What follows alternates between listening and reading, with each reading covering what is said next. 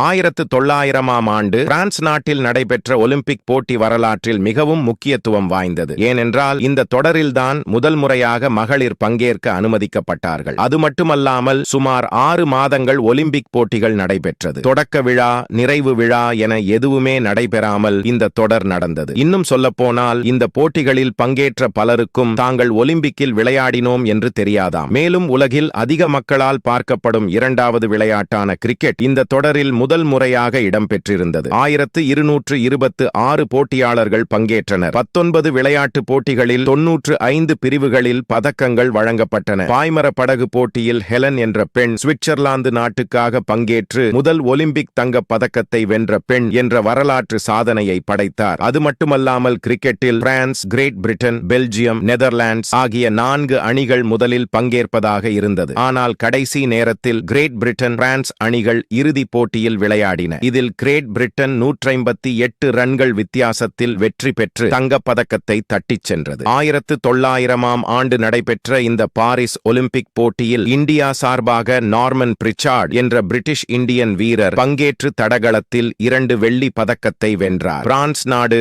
27 தங்கம், 38 வெள்ளி, 37 வெண்கலம் என முதன்முறையாக 100 பதக்கங்களுக்கு மேல் வென்ற நாடு என்று பெருமையை பெற்று முதலிடத்தை தட்டிச் சென்றது. அமெரிக்கா 19 தங்கம், 14 வெள்ளி, 15 வெண்கலம் என இரண்டாவது இடத்திலும் இருந்தது.